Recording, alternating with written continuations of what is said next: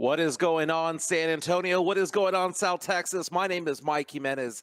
This is the Alamo City Sportscast coming at you from the Alamo City, San Antonio, Texas, West San Antonio, West County, West Bear County represented. Again, Mike Jimenez here, Joe Garcia, producing today's show. Joe, how you doing this morning?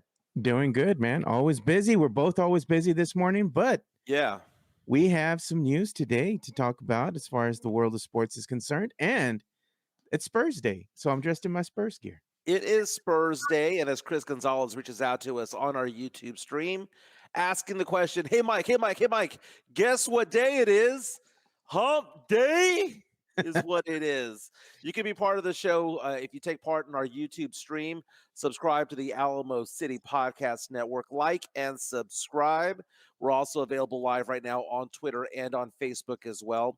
We get credit, if you will, if you watch us on YouTube. We can see you and we can see your comments in real time if you do follow us on our YouTube platform.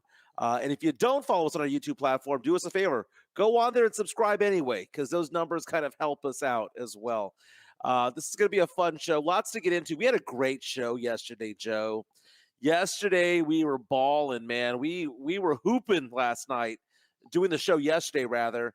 I put a couple of clips up there. Was really excited that we got into the whole conversation about Heather Thomas. And the hottie from the 80s. We kind of relived that. That was kind of fun. Reliving the video shot, the cameraman. Yes. And as you said, the cameraman was doing the Lord's work. That was pretty funny. And NYSL Hooper is already in our chat line saying the 80s babe segment yesterday was fire.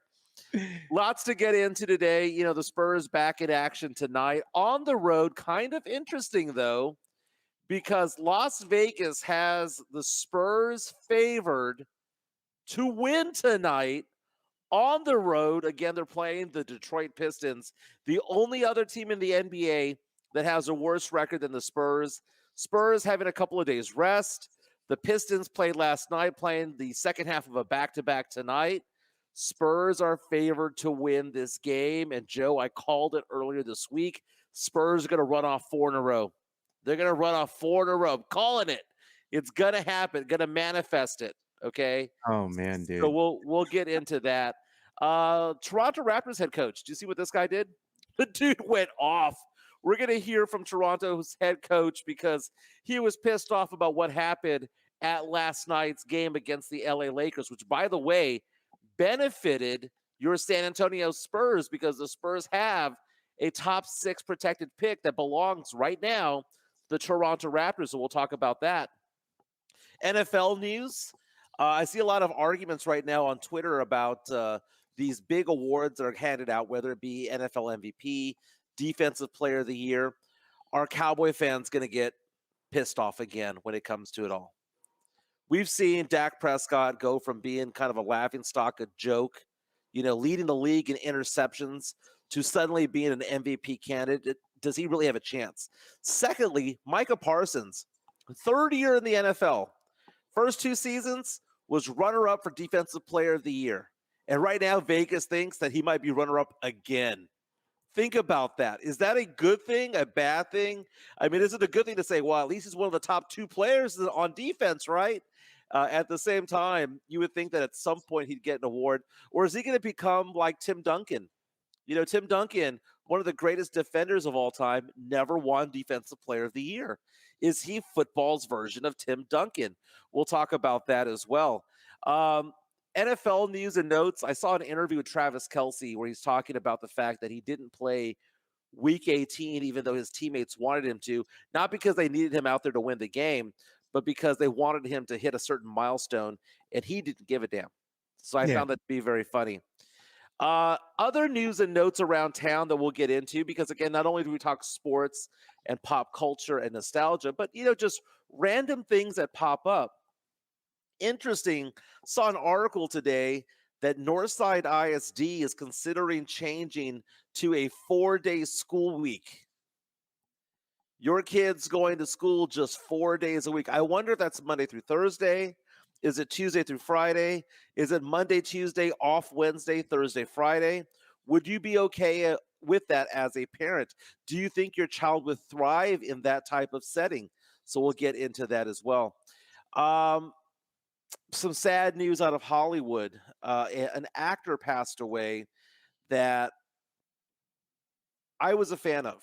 And he's a Mexican actor. When I say Mexican, I'm not talking about Mexican American. He is from Mexico. But he went to school in Texas and he has ties to San Antonio. He also has ties to the Marvel X-Men franchise. We'll get into that as well because a very, very young man, and he died of a very, very rare disease. So we have lots to get into today. Again, you can be part of the show if you want to take part on our private chat line over here. Again, lots of comments coming in already, so we'll get into that. We might have a guest, we might not. It depends.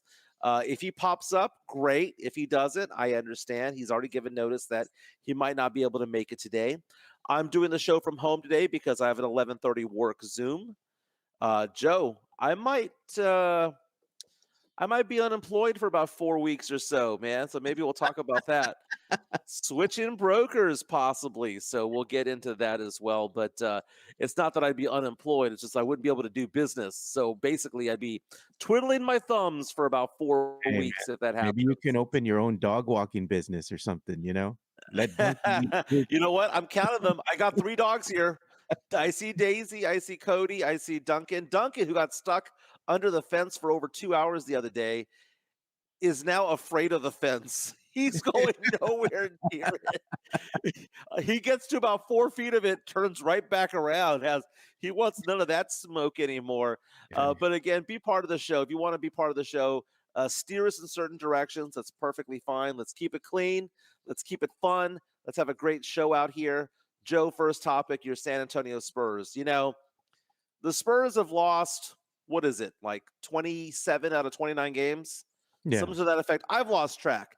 They were 5-3 at one point, and they have lost 27 of 29, if I'm not mistaken. So it was kind of funny going online today because I was waiting for the Vegas odds to come out to see if the Spurs were going to be favored or not in tonight's game against the Detroit Pistons. Now, think about this.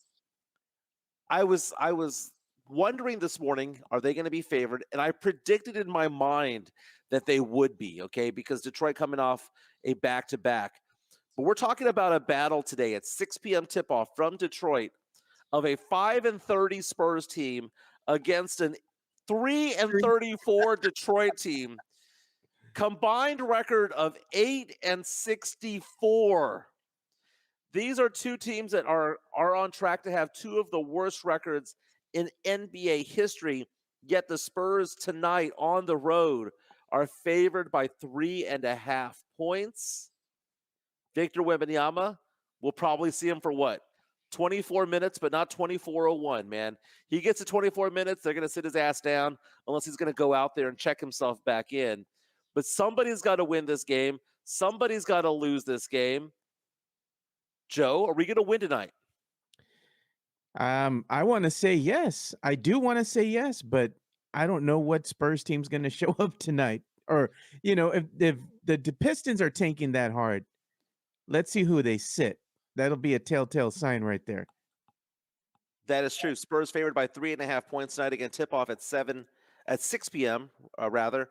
The Pistons played last night. And they had a very, very interesting game against Sacramento. And I say it's interesting because I was watching the highlights of this game and I was kind of following it along as the night went on. At the end of the first quarter, the Detroit Pistons had 47 points.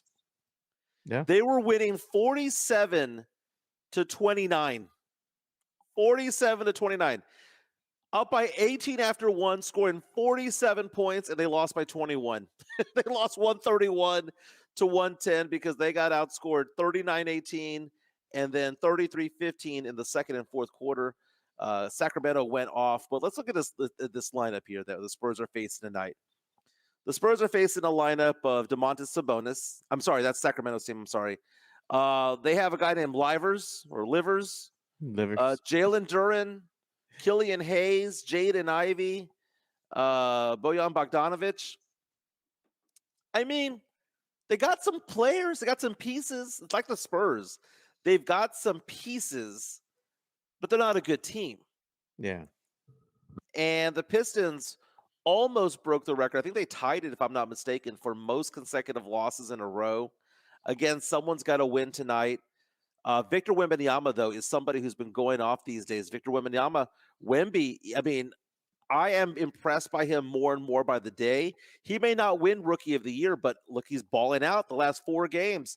21 points, 20 points, 27, 24, averaging about 24 and 7, 24 and 8 the last week or so. Prior to that, he had a 30-point game against the Portland Trailblazers. He's shooting better, 6 of 13, 10 of 18, 8 of 16, 8 of 16, 9 of 14. He's shooting around 55% in this 5-game stretch here that he's been playing, averaging about 24 points per game, only in 24 to 25 minutes of play. So Wemby is showing the superstar potential that he has within him. And I think that tonight he's going to go off. And the Spurs played so well against the Milwaukee Bucks, played so well this weekend, almost winning these games. I think they're due for a win. Yeah, I have somebody who's going to join us right now. The one and only, the Jefe himself, Jeff Garcia. Jeff Garcia from Locked On Spurs, Ken's 5. What's going on, Jeff? How you doing, my man? Jeff, are you there? I'm here. I can hear Mike. Oh, yeah, you can't hear Mike. I forget that's the way this thing works. When you're not in studio, Mike, they can't hear a damn thing you say because you're on a different audio channel. Oh, ask him who he thinks is going to win tonight.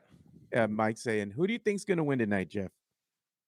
I think I have the Spurs. I believe no Cade Cunningham. So I think the Spurs will be okay. But here's something interesting. 2 of the last 3 Spurs Pistons games have all gone into overtime. So you wonder just how competitive, the toilet bowl game between the Spurs and Pistons will be. Yeah. Talking to Jeff Garcia of Locked On Spurs and Ken's 5. Interesting. I didn't realize that the Spurs had gone to overtime so frequently with the Detroit Pistons. As Jeff mentioned, no Cade Cunningham. Ask him about Wemby and Wemby's play in the last 5 games that he's gone out there. We want to know, what do you think about Wemby's play in the last 5 games?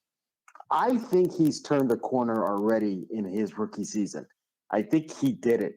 There's no blinker on. There's nothing like that. I think he's turned the corner. He scored in double figures, I believe, in 6 straight games, and then 20 or more in the last 5 games. But you put the numbers aside, what I'm more impressed about is how he is vocally on the court. We saw how he was with Trey Jones when Jones missed the 3 versus the Bucks. I saw him going up to Blake Wesley and kind of getting on him for missing him for a wide open dunk at a home game recently. And then, of course, the video that went viral of him screaming out, the F word as he exited the game versus the Cavs in a loss. So I like seeing all that stuff. You throw it also self-checking in yourself, against Pop. We're literally behind Pop's back. So I think he's turned the corner in all aspects of his game. But the one thing I'm worried about is the rookie wall. That rookie wall is coming up very soon. I want to see how he handles that. Now I predict that the Spurs are going to win 4 games in a row. Yeah, so Mike's saying he's predicting that the Spurs are going to win the next 4 games in a row. I think Mike's smoking something, Jeff, because I think they got a good shot against the Pistons. But beyond that, I think the Spurs are just going to spur again. They have shown that they don't know how to close games in the fourth quarter. They still make some little mistakes here and there that really cost them close games down the stretch. And hopefully they can learn from their mistakes, but it's just a young team, Jeff. What do you think? You think they're going to win the next 4?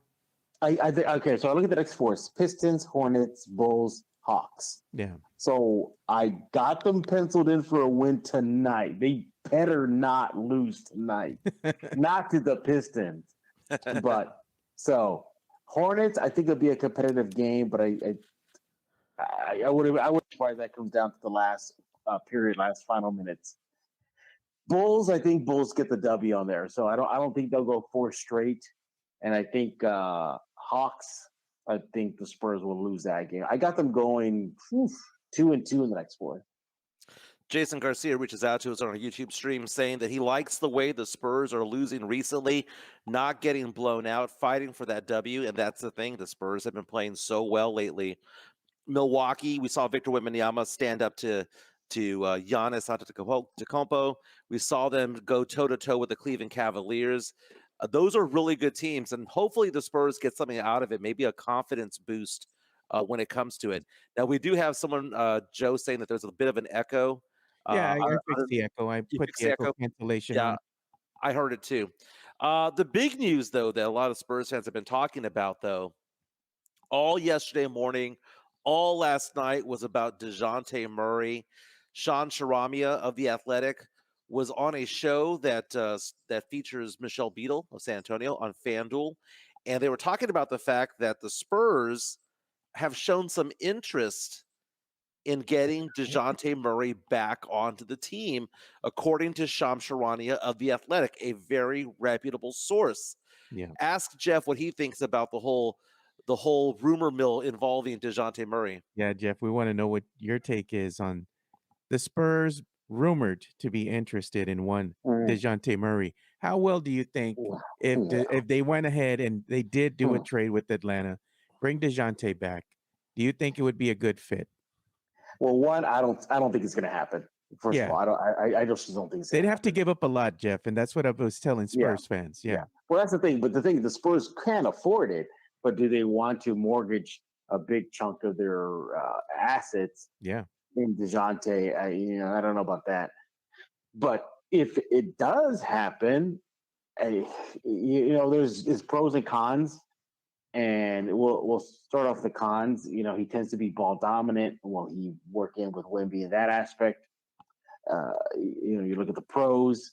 You got yourself an established all-star point guard to go into the system, and he fits this quote-unquote timeline of the Spurs. He's not old. He's still young.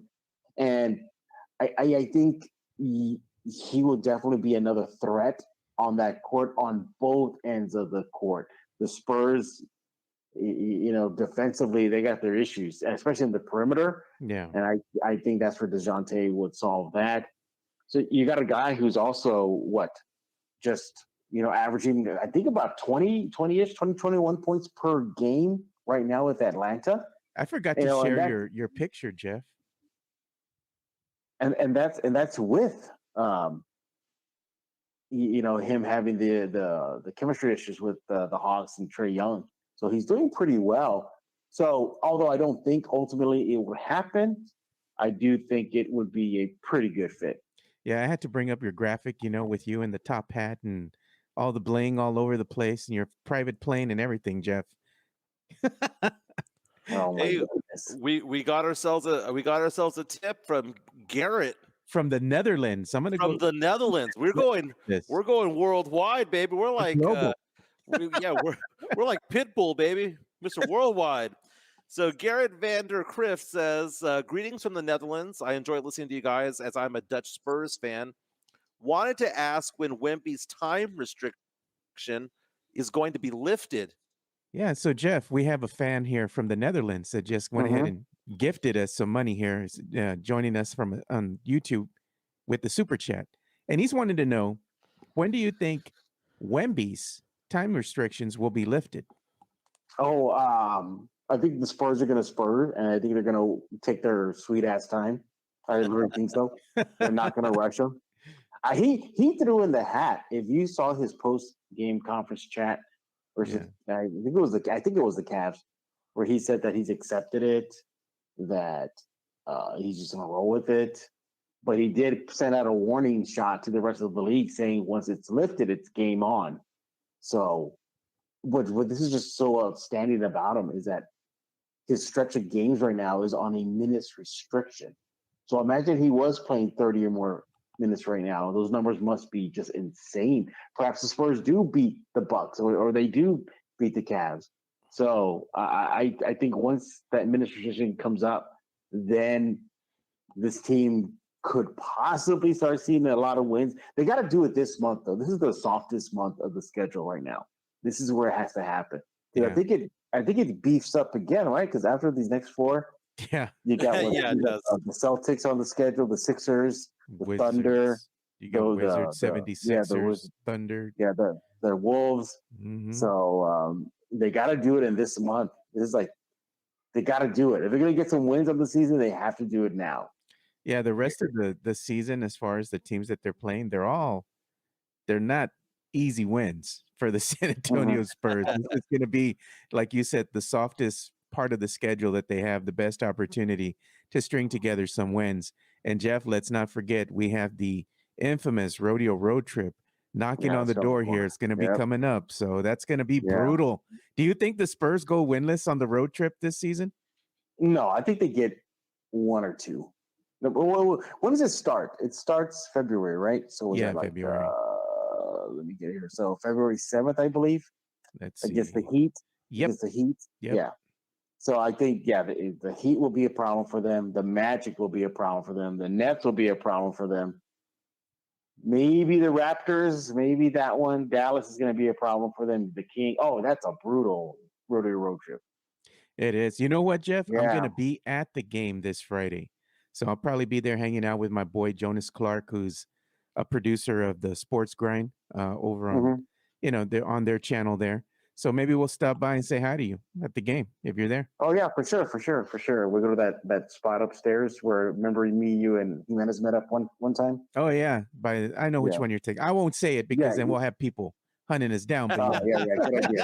Good idea. Very cool. We're like, where's Joe? they're gonna be saying, "Where's now? Jeff?" Jeff said he's gonna buy everybody a beer. He's gonna be like, "No. That's Joe, not me." I meant Joe Garcia, not Jeff Garcia. Ask Jeff real fast what he's working on for Ken's 5 and Locked On Spurs. I saw they made an announcement today about a Pride Night game.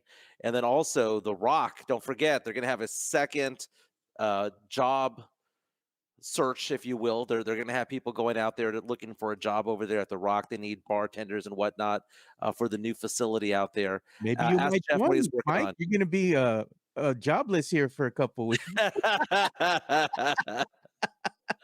Hey Jeff, so we want to know what you got cooking up here, coming up down the pipe for Locked On Spurs, and you're working on anything for Ken's 5, any stories? Yeah, well, the first one actually a couple of them. Yesterday I had a chance to, well, not yesterday, but I released an article. I had a conversation with Malachi Branham and Julian Champagny about this month and how not only is it kind of a soft schedule, but just like how crammed it is, how hectic it is. Everybody looks at their road home games for the month of January. They're kind of like all over the map. So those two Spurs players spoke to me about dealing with that type of erratic month. That's up right now. Also, Locked On Spurs just got released. That was a fun one. And I think, Mike, Joe, you all will appreciate the guest. He's Raul Flores of the AP Radio. Okay. And in the final segment, he talks about attending the very first Spurs game as an NBA team in San Antonio when the Hemisphere Arena was just one level only. And we're talking about the very first game against the San Diego Conquistadors. So he talks about what it was like, how the city received the Spurs and getting a pro team. Yeah. And it's a really, really good walk down memory lane, especially for the kids that never got to experience Hemisphere Arena. So he gets into all that. He even shows off, and I'm not kidding you, the original, not a reprint, original Iceman Ice Throne Nike poster. He has it, and he shows it off. Nice.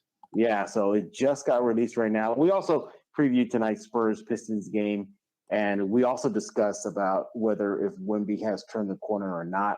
So that's just right now. Go to Locked On Spurs on YouTube. Hey, so we got a viewer here that's watching this, avid viewer, the supporter of the show, Tim Gonzalez. He says, Jeff, what about the Spurs playing in France next year? He's just asking. Yeah, I think that's good. Yeah, that's good. I mean, obviously it's going to happen. It's not like we've not seen this before. Remember Tony Parker when he was a Spur? They played in France.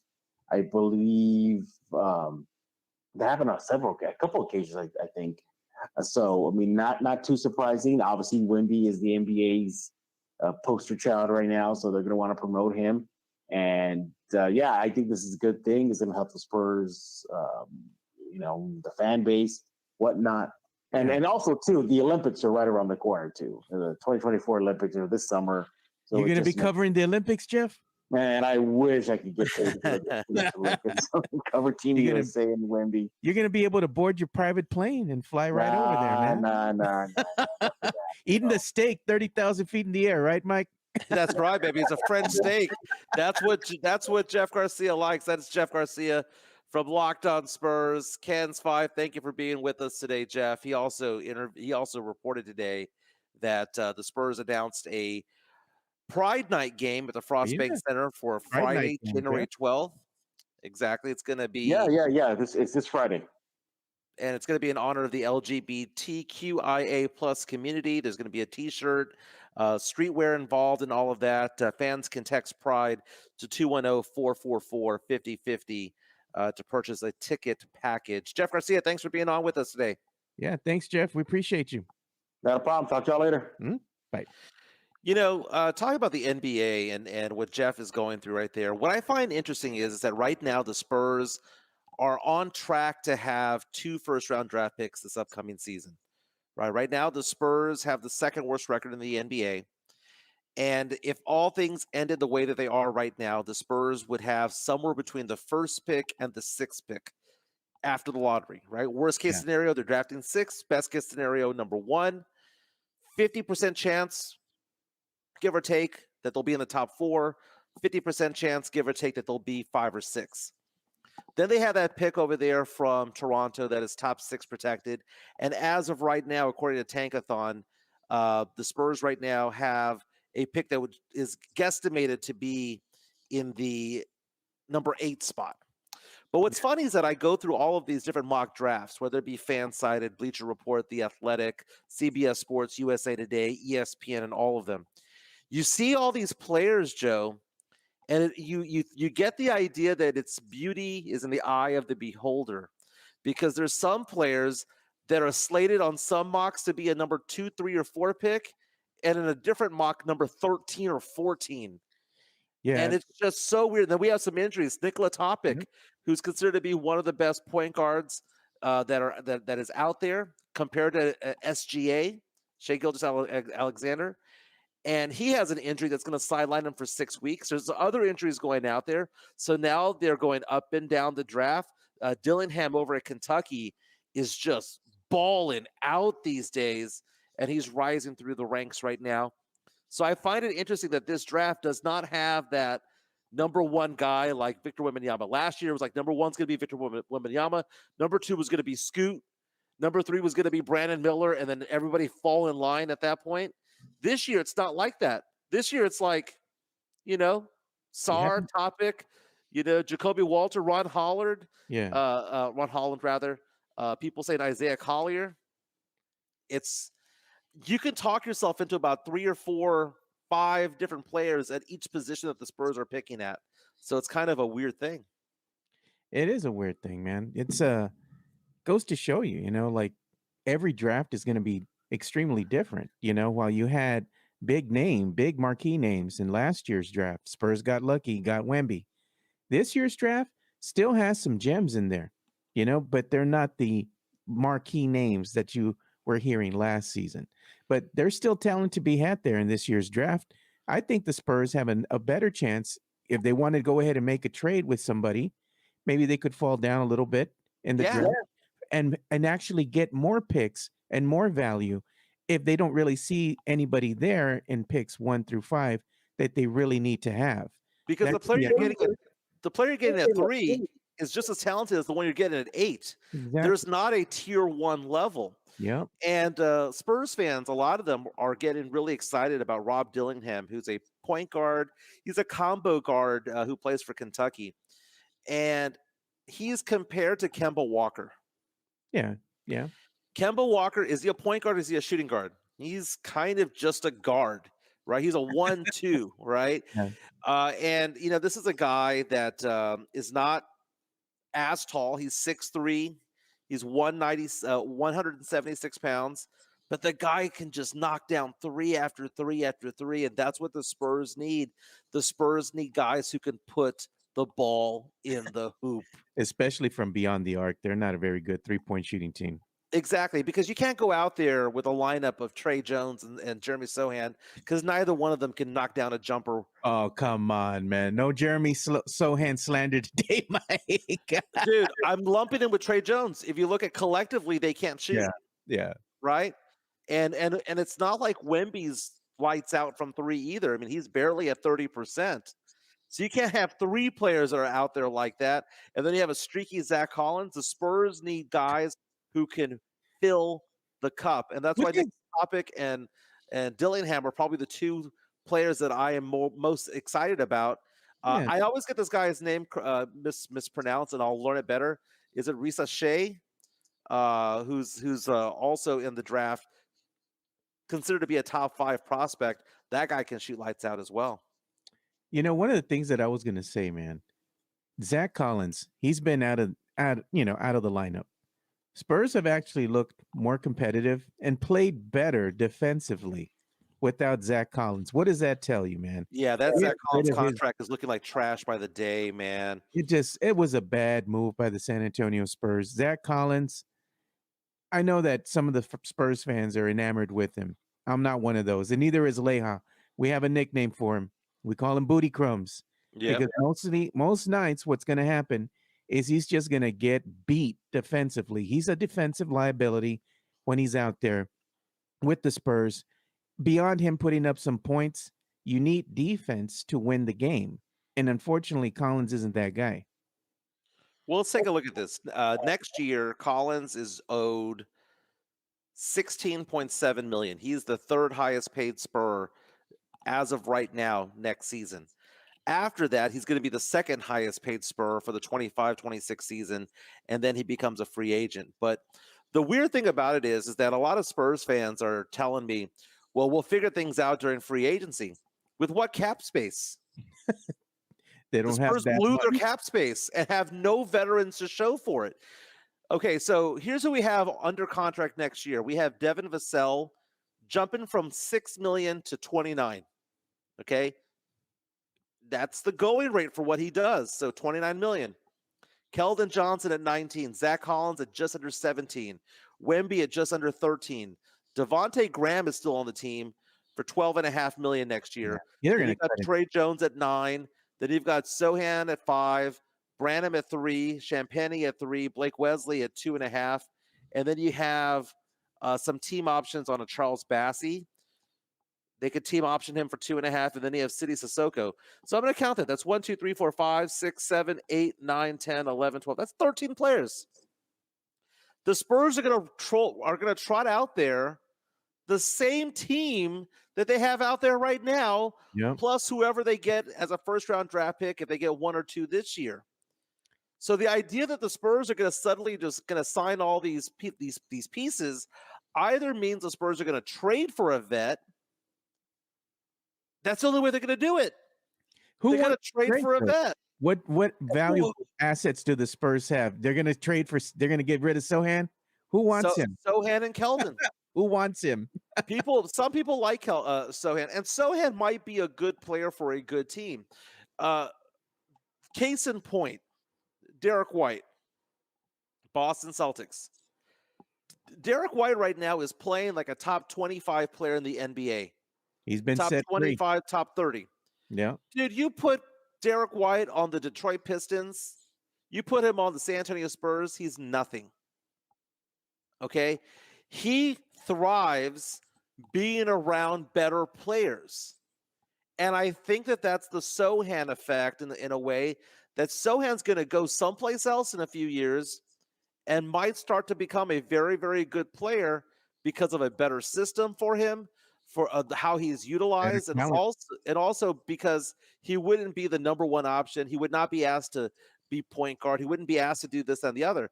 No. That's the thing, is that some players fit a role perfectly, and Derek White fits that role in Boston because he's not the number one guy. That's Tatum, that is Jalen, that is other players out there. He's able to just simply do his thing and do his thing well. Caps 210 saying replace Sohan with Draymond Green. I saw that. Dude, the excitement of, well, Sohan's kind of like Draymond Green. Why is that exciting? You put Draymond on other teams. Draymond is good because he has played his entire career with Steph Curry and Klay Thompson. That is why he's good. Yeah. You put this guy on the Milwaukee Bucks before they had Giannis. You put him on the Pistons now, the Spurs now. He's going to suck ass because he's a niche player who plays a niche type of role. And that's what Sohan is. And so Sohan could actually be very good. But the most tradable piece that the Spurs have is Keldon Johnson. Keldon Johnson, because he's very marketable. He's under contract until 2027. But he has a decreasing salary along the way. Whereas most players have salaries that increase along the way. Keldon Johnson has gone from $20 million to $19 next year. The year after that, 17.5. The year after that, 17.5. Keldon Johnson is a bargain for what he does, for what he produces. He is the best trade chip that the San Antonio Spurs have because he produces. He's a gold medalist. That's marketing right there. And on top of that, a very manageable contract. And Spurs fans were pissed off when he got that deal. Like 17, 18 million a year. It's not bad, man. Not bad at all. We have a question from Mario Cavazos watching us on YouTube. Thank you for the support, and interacting with us. He said, if Atlanta asked for Devin in a trade for DJ, would you do it? No.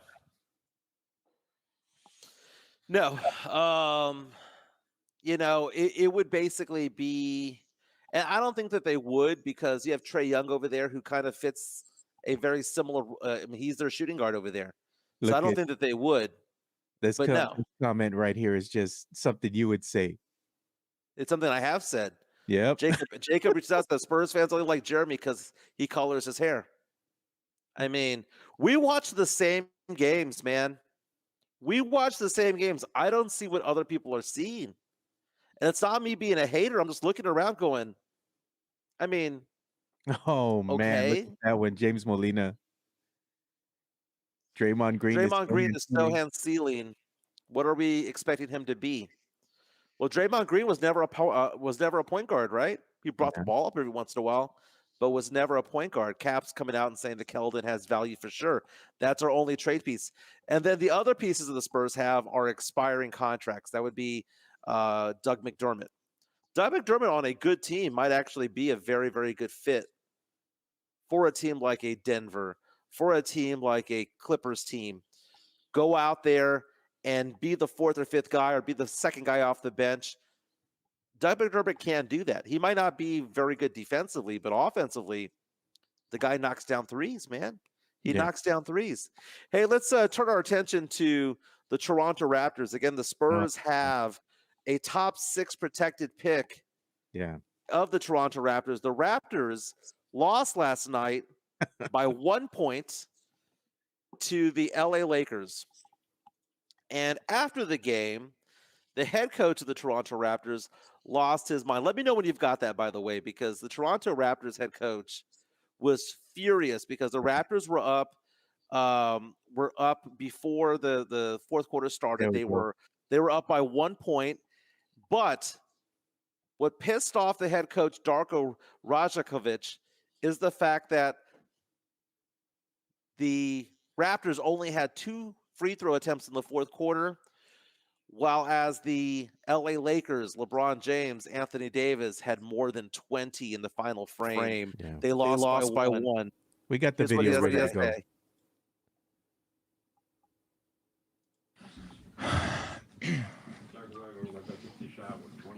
Free throws in that fourth quarter. What did you? Thank you, Doug. That's outrageous. What happened tonight? This is completely BS. This is shame. Shame for the referees, shame for the league to allow this. 23 free throws for them, and we get 2 free throws in the fourth quarter. Like, how to play the game.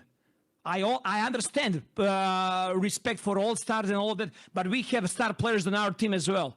How's possible that Scotty Barnes, who is all-star caliber player in this league, he goes every single time to the rim with force and trying to get to the rim without flopping and not trying to get foul calls. He gets 2 free throws for the whole game. How's that possible? How are you going to explain that to me? They had to win tonight? If that's the case, just let us know so we don't show up for the game. Just give them a win. But that was not fair tonight. And this is not happening first time for us. Scotty Barnes is going to be all-star. He's going to be the face of this league. And what's happening over here during whole season, I've been holding it back. It's a complete crap. Head coach of Toronto Raptors. We have a bit of an echo. Yeah, I'll get rid of the echo. There you go. That was head coach of the Toronto Raptors going off last night after the Lakers beat his team 132-131. Again, he was saying, how did they get to the free throw line 23 times and only us twice? Scotty Barnes, all-star caliber. And ESPN on SportsCenter showed a lot of the drives that Scotty Barnes was taking. And Barnes, who was a lottery pick a few years ago, is a very good player. He averages about 21 points per game. He was taking it to the cup. He was getting mauled, and they didn't call anything. And this is the whole thing about the Lakers, man. The Lakers forever get calls. And if you take a look at that entire team, they forever and ever, amen, get calls. Scotty Barnes last night. So check this out. Look at these stats here. The Raptors had 4 players who scored 21 or more points. Quickly had 21. Barrett had 23. Siakam 25 and Barnes 26. But from a free throw perspective, Quickly only took 3 attempts.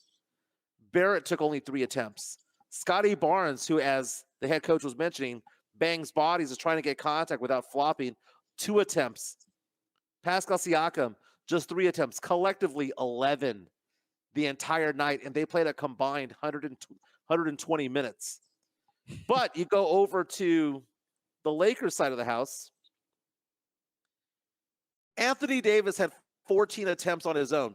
Anthony Davis had more free throw attempts than Pascal Siakam, Scotty Barnes, RJ Barrett, and Quickly combined. Really? Really? Now, LeBron only had 6. He typically has more than that. Austin Reeves was 4 for 4, and as James Molina points out, says that Austin Reeves was flopping like a fish last night. But the Lakers got the win, man. And the Lakers are now 19-19. We can't have the Lakers have a losing record, right? This is the champion of, what was it called again? The in-season tournament champion. Jeez, man. In-season tournament champion. Yay, they hung a banner up on the rafters, and they're 19-19. Stupid. It just shows the in-season tournament's just trash. But I do respect it, and that head coach of the Toronto Raptors is going to be fined. He's not going to be suspended, but he's going to be fined. But there's certain teams out there that complain that they don't get calls. But if you're a jump shooting team, you don't get calls. But RJ Barrett drives in. Siakam bangs bodies. Scotty Barnes drives in and bangs bodies. They should be getting some calls along the way. But for Anthony Davis to have more free throw attempts than those 4 players combined is ridiculous. There's some audio here of one Dejounte Murray from our good friend Hector Ledesma. And it's just him talking, about the Spurs and how he's happy for them, getting Victor Wembanyama, and telling them, kind of letting Hector know, I guess, that the Spurs helped him understand what it's like to be a professional. And he's excited for the Spurs organization to have somebody like Wemby around. Let's hear it. All right. So let me go ahead and get that for you.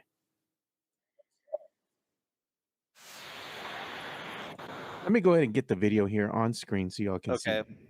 So again, the whole thing about Dejounte Murray is that Shams Charania of The Athletic is reporting that the Spurs have some exploratory interest in getting Dejounte Murray back. Friend of the show, as you were talking about, that was Hector Ledesma. Ledesma, yeah, here it is. Getting this interview with Dejounte Murray a few weeks back.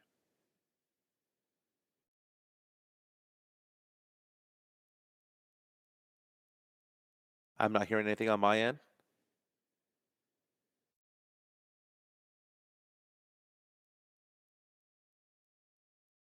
So, for those of you who don't know, Dejounte Murray is also someone who's upset some Spurs players, not Spurs players, Spurs fans along the way, because Yeah. he walked out the door saying that the team was going to be losing year upon year after year after he left, and he was not happy with certain aspects of the city. He says he loves Spurs fans, that he loves the Spurs organization, and we see he and Pop come together and embrace every time he's in town. Dejounte Murray signed a contract extension to keep him under contract for 4 more years after the season. Hasn't even kicked in yet. So if the Spurs were to trade for him, he's not a rental. This is a guy that you would be getting for a good period of time. And do we have that sound, or did it go away? No, I took it away, but I mean, it was here. Yeah. Play it again if you'd like. Okay. Did you hear it before? Yeah, I was hearing it. Hold on. I'll play it on here again. Okay, let's do it one more time. And let me get the audio. And if you don't hear it, let us know on the chat line.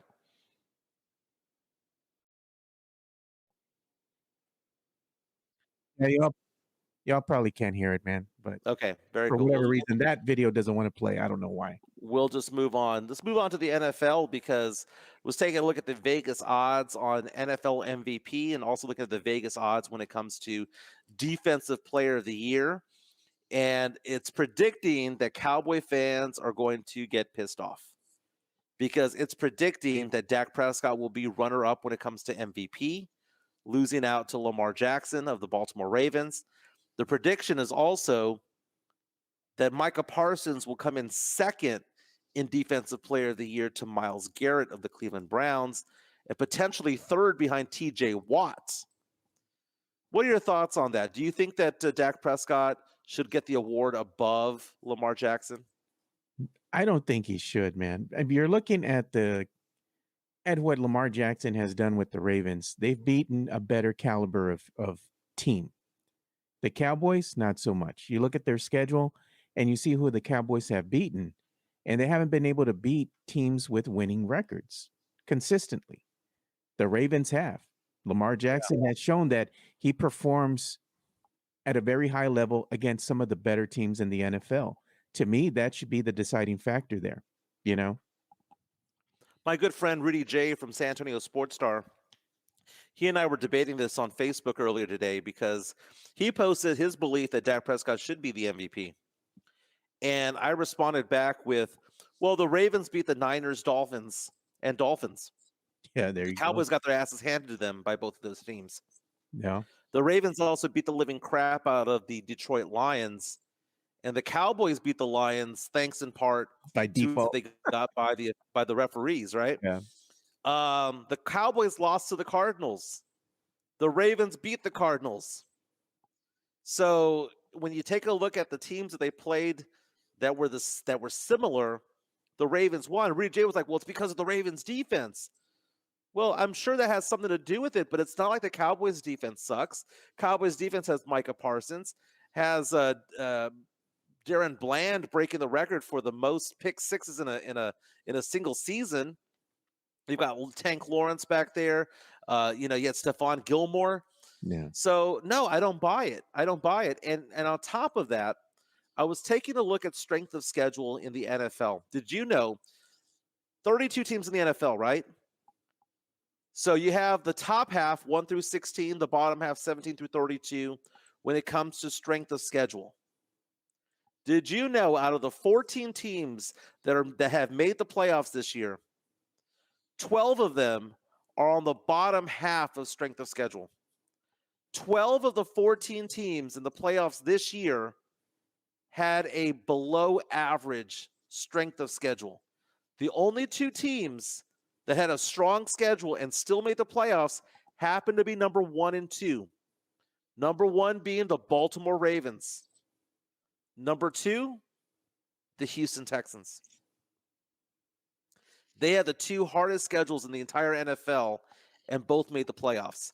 Now, somewhere around 19 and 20, you find the Dallas Cowboys and the San Francisco 49ers. So it's kind of interesting to see all that. And when it comes to these awards that are coming out, Dak Prescott being the runner-up is more than likely going to happen. In fact, Vegas odds are so strong on Lamar Jackson that if you bet $100 that Lamar Jackson was going to win the MVP, do you know what you would get back as a profit? How much? 50 cents. So Dak winning MVP is not going to happen according to Vegas. Now, can Micah Parsons win Defensive Player of the Year? That is a little bit more up in the air when it comes to it. As of now, Myles Garrett, man, that Cleveland defense is stout, man. I mean, they somehow made their way into the playoffs with Joe Flacco at quarterback under center, and they went through 4 quarterbacks this year. But Myles Garrett, defensive end, is considered to be the slight favorite for Defensive Player of the Year. Just behind him, Micah Parsons and TJ Watt. Again, we've had back-to-back years where Micah Parsons has been the runner-up, and it looks, according to Vegas, that he's going to be runner-up for the 3rd year in a row. Fascinating. It is, man. But at the end of the day, I think Dak is going to be in the conversation, but I don't believe he'll win the MVP. Yeah, he'll be runner-up. Now, let me ask you this. I saw a stat today, and I don't know if it's fake or not. It's about the Green Bay Packers playing the Dallas Cowboys at Jerry World. Do you know what the Packers' record is at AT&T Stadium? I don't know what it is. I can imagine that it's a winning record. Cowboys play Green Bay at AT&T. Again, the Cowboys have not lost at AT&T in like almost 2 years. The only team in the NFL to have an undefeated record at home this year. The Green Bay Packers record at AT&T Stadium since they moved in there over a decade ago is 4-0. Green Bay has never lost at Jerry World. Does that concern you, Joe Garcia? Always concerns me, man. Like I told you, I don't believe in Dakota Rain Prescott. I don't care how well he's played in the regular season.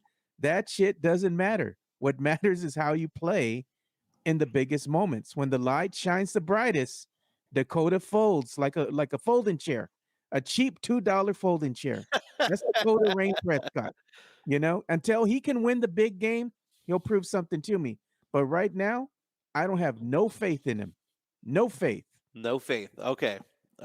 But it's a different team. There's no Aaron Rodgers there anymore. Aaron Rodgers, man, he owned 2 teams. He owned the Chicago Bears, and he kind of owned the Cowboys too. Yeah. But Jordan Love, call Aaron Rodgers daddy. Yeah. Jordan Love, though, 18-1. 18-1 when it comes to 18 touchdowns, 1 interception in the last 8 games or so. So Jordan Love's playing very well. Chris Gonzalez asking the question, does that include their Super Bowl win? It might.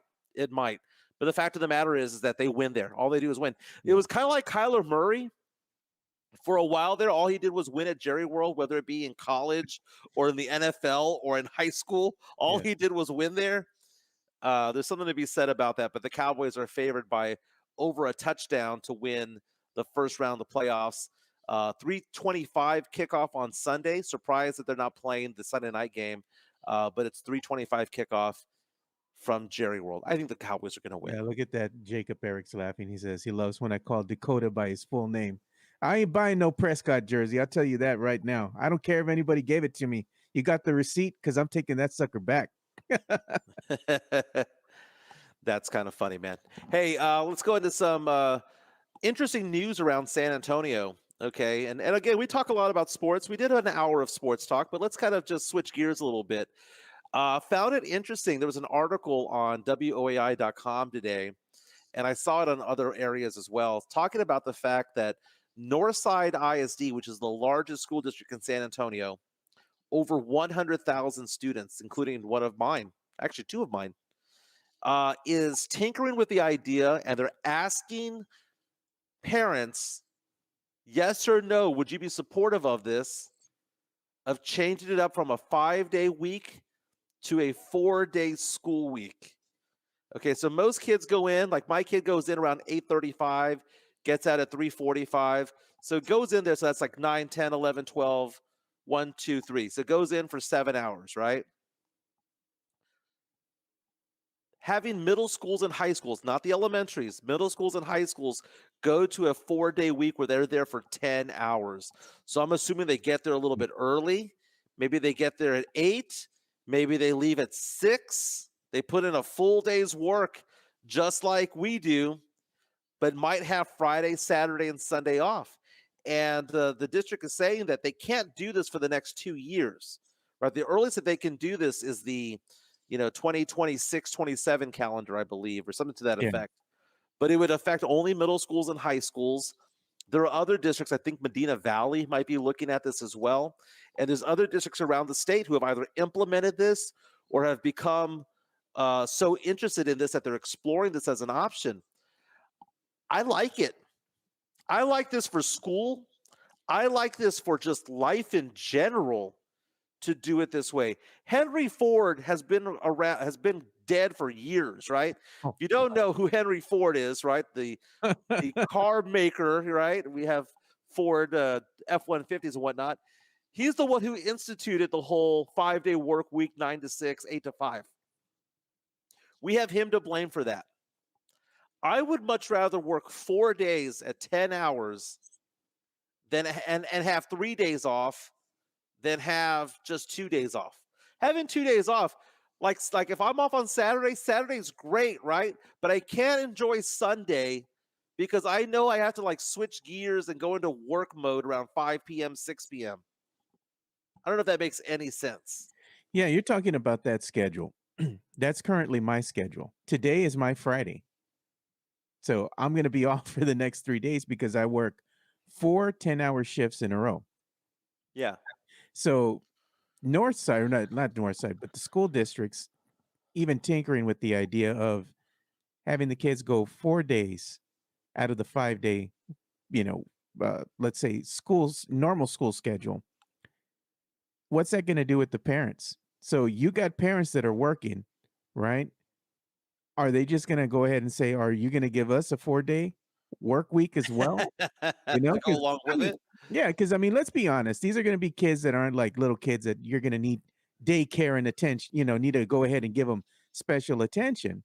They're pretty self-sufficient when you're in middle school, high school. You can do your own things, So the thing is, though, if you let these kids have an extra day to tinker with, what do you think is going to do with the crime rate? What do you think that's going to do with the graffiti all over the place? So, it has its goods, it has its bad.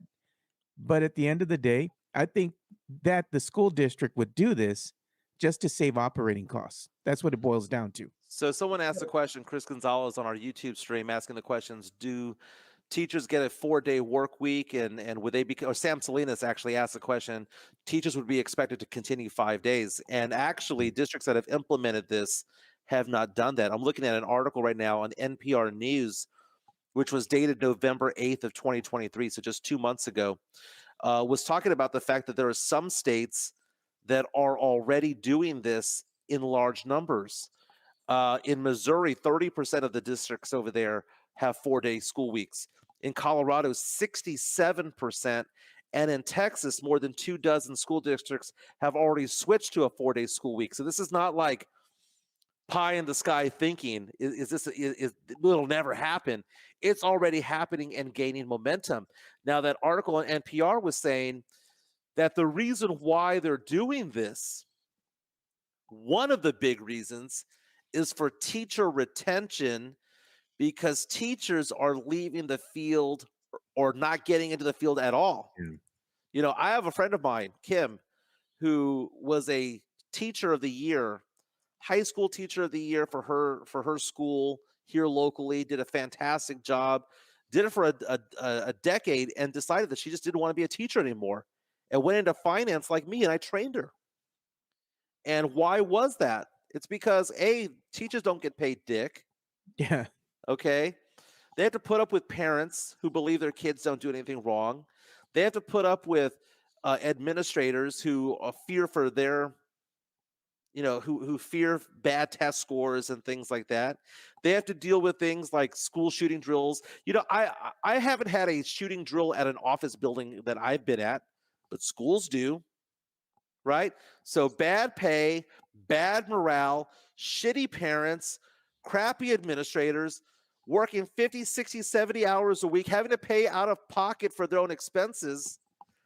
So these school districts are saying, not only do we think that this is better for the students because the students might be able to learn more if they're there longer,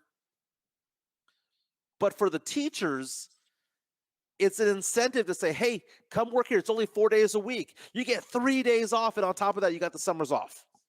Yeah. It's got to happen, man. And it's going to happen. More and more schools are going to do it. And it's like dominoes. One's going to fall, then the next one's going to fall, then the next one's going to fall.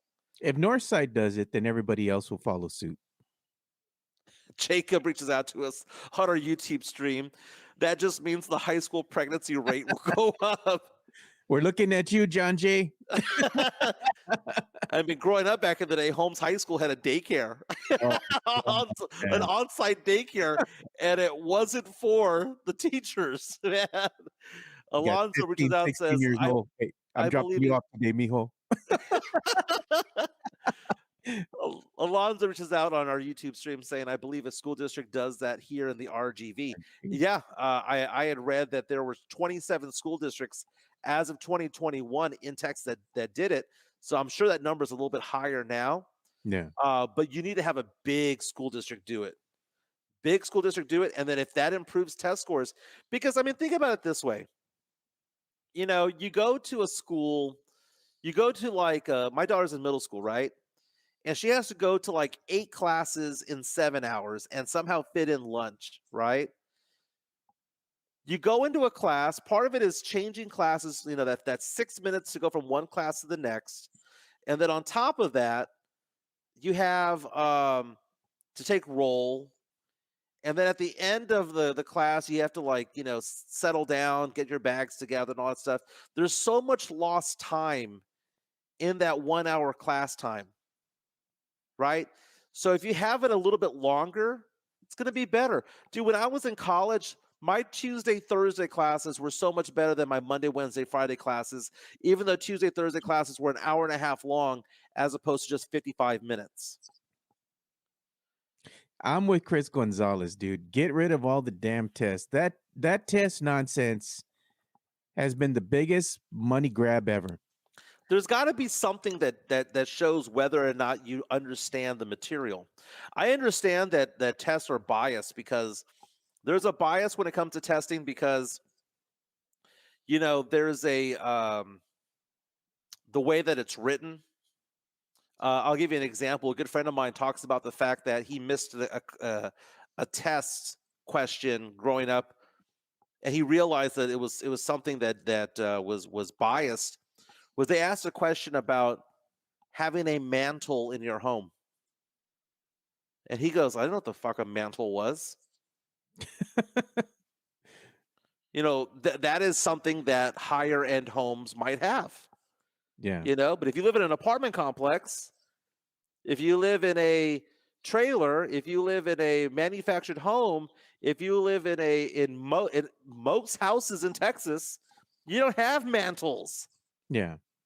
But there's somebody who would know what a mantle is only if they are more affluent, or at least their families are. Yeah. But and I don't know, man. At the end of the day, there's got to be a better way to go ahead and gauge how well a school is effectively teaching your children, you know, because the test, they waste so much money every year. You have to go ahead and get all the curriculum and all this information, and I'm sure it's not free. Then you got to pay to take the test, and that costs money too. So at the end of the day, what are you doing? It's to me, it's someone's going to make money off of it. Someone's going to make money off of it, right? So, I mean, but the thing is that how do you gauge whether or not someone mastered something other than asking them, do they know how to do it? You give them a test, just a regular old test, midterm, a final, you know? Yeah, but then those will then get graded on a curve. Those will do all that. And then you have teachers who are worried that it's a bad reflection on themselves. I've always wanted to be a teacher. I've always thought that I'd be a teacher for 2 or 3 years. I would be a bad teacher in the sense that I would not give a shit if my students failed. Yeah. Oh, you don't know it? Well, fuck it. You fail. You don't know it? Fuck it. You're not in band. You're not playing football this semester. I wouldn't care. And I think that if we taught the more corporate world, that the students would be better off, because we live in a world where the patients run the asylum because we're afraid of the parents, we're afraid of real world. The real world is, if you fail, you fail. Dude, I am self-employed, Yeah. right? If I don't work, I don't eat. You're on the streets, bro. Right. Yeah. So I have to work my ass off to do what I do, and I do a very good job at what I do. But the thing is that I have no one else to blame but myself. And it's I mean, I hate to be Judge Smales from Caddyshack, but the world needs ditch diggers too. Yeah. If you don't do the work, you shouldn't get the degree. You shouldn't get the diploma, because there are a lot of kids out there, a lot of them who play football, who can't even spell football. David Atwater, if you suck, you suck. Oh God. Dude, I mean, it's just, you did the work or you didn't. Yeah. Hey man, we're coming up against it. I know Hey, you got a meeting.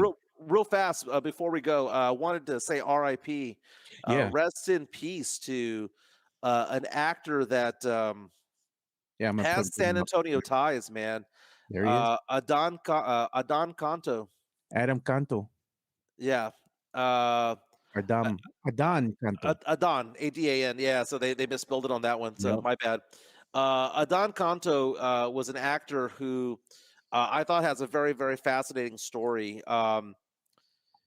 There's 2 TV shows that I enjoyed in recent years a lot. One was on Fox called The Following. The other one was on ABC and later on Netflix called Designated Survivor with Kiefer Sutherland. Yeah. Adon Canto played the chief of staff, was a very good actor. And then you learn a little bit more about him. He also appeared, by the way, on X-Men Days of Future Past. He played Sunspot. And the thing about it is that this is a guy that's from Mexico who, his story goes, he crossed the Texas-Mexico border every day to go to school in Del Rio. Yeah.